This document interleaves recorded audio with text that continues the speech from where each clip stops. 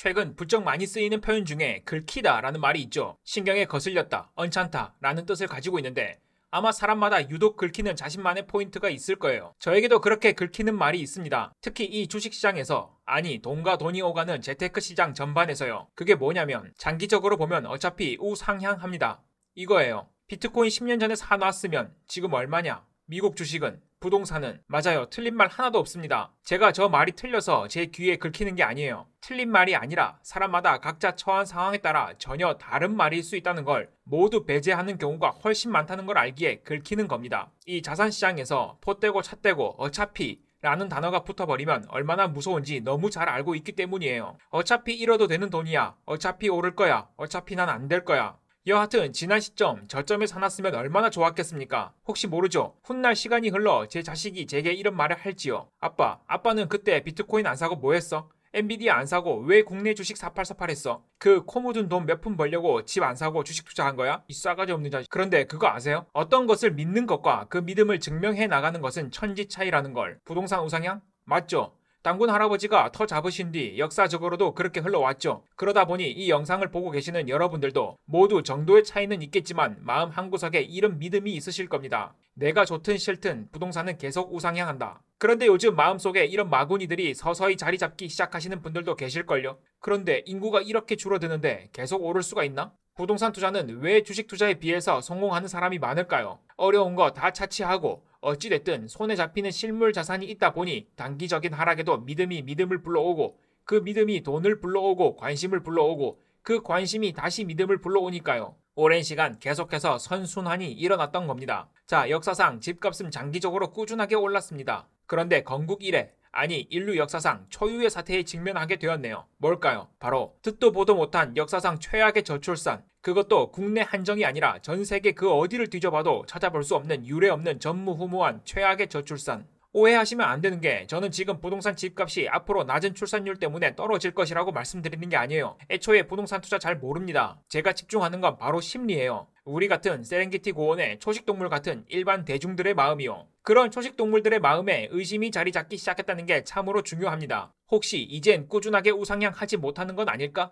설마, 혹시, 어쩌면. 다시 한번 말씀드리지만 앞으로도 끊임없이 집값이 오를지 하향 평준화될지 또는 양극화가 극대화될지 전 몰라요. 그런데 제가 주식 고수가 아님에도 어찌저찌 이 국내 주식시장에서 살아가는 이유가 이런 것에 민감하기 때문이라고 몇 번 말씀드렸죠. 의심, 공포, 두려움 이런 건 머리로 이해하는 알매 범주에 포함되는 것이 아니에요. 즉 자신의 의지대로 어찌할 수 없는 거라고요. 이 의심이란 녀석은 내가 모르는 새 작은 싹을 마음속 한구석에 심어두었다가 공포가 치밀어 오르는 순간 급속도로 뿌리를 내리며 개화합니다. 공포의 꽃이 만개하는 거예요. 이게 바로 믿는 것과 나의 믿음을 증명해 나가는 건 전혀 다르다는 의미입니다.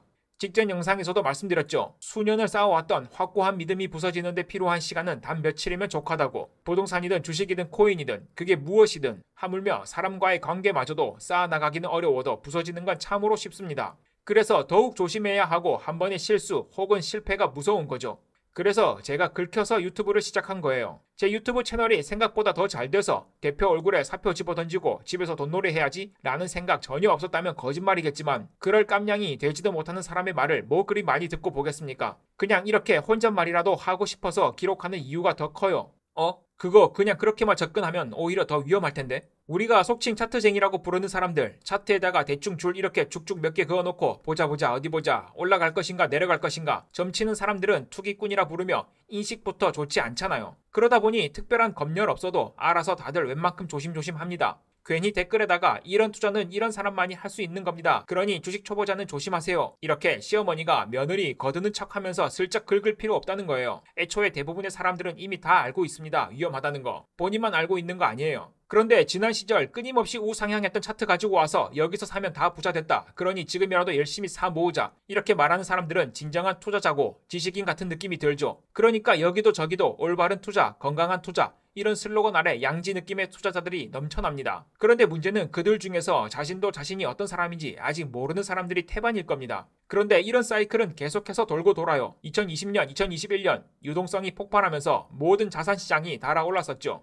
당시 여기저기 수없이 많이 등장했던 지금이라도 사세요 라며 목소리를 높인 사람들이 2022년 귀신같이 사라졌던 적이 있습니다. 이러한 행태는 근래 기술이 발달하면서 유튜브며 블로그 등에서 대중들이 쉽게 투자 정보를 접할 수 있어서 그렇지 아마 지난 수십 년, 수백 년 아마 자본주의의 역사만큼 같은 사이클은 반복되어 왔을 거예요. 그리고 최근 다시 또 여기저기서 비슷한 분위기가 형성이 되고 있는 느낌이에요. 많은 사람들이 목이랑 눈에 힘 빡 주고 마치 다그치듯이 큰 소리를 내죠. 어차피 우상향한다. 그러다 보니 때로 이런 불안함이 엄습합니다. 왜냐하면 2020년 모든 것이 다 오르던 때의 불길이 우리 마음속에서 아직 꺼지지 않았거든요. 지금이라도 저 열차에 올라타야 한다. 이번엔 놓치면 안 된다.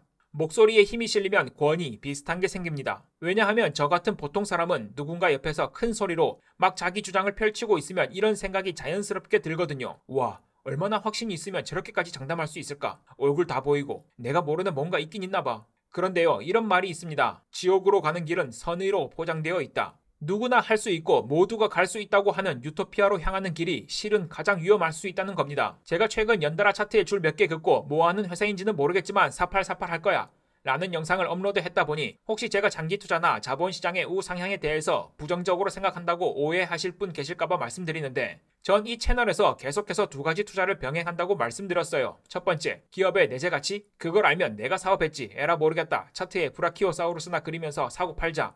두 번째, 차트 보고 수백, 수천 번 4848 하면 뭐하누? 99번 잘하다가도 한 번 뒤로 넘어져도 코가 깨지는 곳인데 에라 모르겠다. 미국이 망하는 것보단 내 인생 망하는 게 빠르겠지. 그냥 미국 지수에 매월 적립식으로 때려 넣자. 여기서 한 발 더 나아가 제가 속한 인생이란 전장에서 당장 눈앞의 전투를 이기게 해주는 전략은 첫 번째 4848이지만 결국 전쟁에서 이기게 해줄 방법은 두 번째라는 것을 거의 신념에 가까울 정도로 저는 믿고 있습니다. 장난조로 이야기했지만 저는 이게 가능한 이유가 스스로를 잘 알고 있기 때문이에요. 저는 저의 그릇을 알고 그 그릇의 바닥과 넘치는 부분을 어느 정도는 알고 있거든요. 여담이지만 저는 지난 10년 전 비트코인 가격이나 10년 전 미국 주식 가격 등을 전혀 아쉬워하지 않아요. 왜냐하면 기가 막히게 저점에서 잘 샀다고 해도 못 버텼을 거거든요. 그건 확실합니다. 비트코인 10년 전 가격이 대충 찾아보니 한 개당 1150달러. 현재 환율로 하나 약 155만원 정도 했나 보네요. 지금 가격은 거의 개당 1억 원이니까 약 6,400% 정도 올랐습니다. 그런데 제가 아마 10년 전에 비트코인을 샀더라도 6,400%는커녕 100%만 올랐어도 입에 개거품 물면서 홀랑 팔아버렸을 거예요. 사실 이 100%도 과장이 섞여 있어요. 사는 놈이 배포가 좁쌀만 하거든요. 그래서 저는 아쉬워하지도 안타까워하지도 않아요. 그런데 이를 여우가 자신이 먹지 못하는 높은 곳에 달린 포도를 보며 저것은 신포도일 것이라며 위안으로 삼는 게 아니라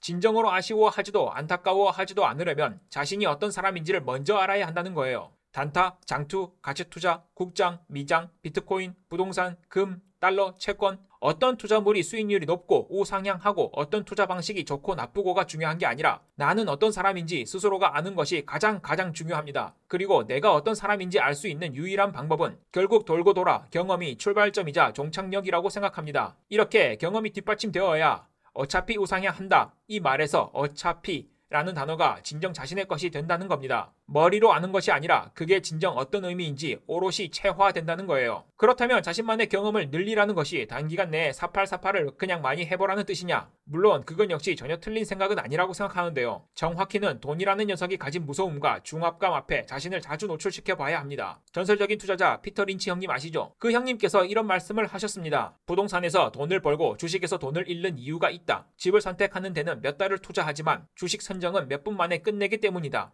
이 말은 언뜻 들으면 굉장히 타당합니다. 그쵸? 그런데 집을 선택하기 전 고민의 시간이 길다고 해서 그것이 수익을 낼 수 있는 확률을 올릴 수 있게 보장한다는 말은 아니죠. 오히려 사람에 따라 장고 끝에 악수드는 경우도 가져옵니다. 그리고 이 과정에서 최악의 경우는 오히려 처음 수가 생각보다 더 좋은 결과를 가져올 때입니다. 이게 무슨 말이냐면 실제로 현재 제 주위에서 제법 일어나고 있는 일인데요. 자가 집 한 채에 깔아뭉개고 있어서 자산은 수억이 훨씬 넘는데 당장에 월 몇십, 몇백 현금 흐름이 없어서 고통스러워하는 분들이 계셔요. 특히 50대, 60대 형님 누님 분들이요. 사놓고 기다리니까 우상향하더라. 까진 진도가 나갔는데 그 다음은 배우질 못했거든요. 그러니 다음 수를 떠올릴 수도 없고 혹은 듣고 보고 깨달았다고 해도 한 발 내디딜 용기가 나지 않는 겁니다. 당사자는 굉장히 불안한데 자신만의 기준이나 경험이 있는 사람이 보기엔 굉장히 이상해 보일 것이고 아무것도 모르는 사람이 보면 그저 배부른 소리처럼 보일 겁니다. 그래도 자산이 수억이네. 집 한 채는 있네. 그러니 다른 사람의 확신을 가져오지도 마시고 듣지도 마세요. 아니 듣기는 하셔야 할 것 같네요. 제가 혼자 벽 보고 시부리고 있으면 외롭고 슬프잖아요. 여하튼 나를 알 수 있는 건 부모도 부부도 연인도 자식도 친구도 아닌 나입니다. 내가 어떤 사람인지 돈 앞에 자꾸만 노출시켜 보세요. 그래야 내가 돈 앞에 어떤 사람인지 알 수 있습니다. 아마 장담컨대 많이 놀라실 거예요. 자신이 생각했던 자신보다 굉장히 어리석고 나약할 것이거든요. 그런데 이때부터가 시작입니다. 나를 알게 되면 나름의 대비책도 세우기 마련이거든요. 끝으로 여러분 최강 야구 보세요. 저는 살면서 인생의 스승, 선배라고 생각하는 사람이 없어요. 제 곁에 좋은 사람이 없어서가 아니라 제가 그런 걸 받아들일 수 있는 사람이 아니었기에 권위 있어 보이는 사람들을 피해 다니며 살아왔던 것 같습니다. 그런데 근래 최강 야구의 김성근 감독님을 보면서 실제로 만나 뵌 적도 없는 분이지만 참 많은 걸 배우고 느낍니다. 저런 어른이 되고 싶다고 생각하면서 말이죠. 최근 최강 야구에서 김성근 감독님이 한 선수의 반복된 실수를 나무라시던 말씀에 생각할 바가 많은 것 같아서 대신 전할게요. 제가 예전에 말씀드렸죠. 전 모든 이야기를 주식으로 치환해서 듣는다고. 아니 들린다고. 지금 너 아까보다 스윙이 더 커졌구나. 이렇게 된 거를 또 이렇게도 해보고 이렇게도 해보고. 네가 그렇게 바꿀 거면 야구하지 말라고. 못 만드는데 네가 네 거로 못 만드는데 캐치볼 할 때 다른 사람이 이렇게 하니까 나도 이렇게 해야지. 이 사람 저 사람 보면서 다 바뀌어 버리면 네 거 하나도 없어지는데 봐봐라 결국 없잖아. 사람에 따라 이 이야기가 다르게 들리시는 분이 있으실 겁니다. 오늘 영상이 도움이 안 되신다면 제 잘못이 아니라 김성근 감독님에게 그 잘못을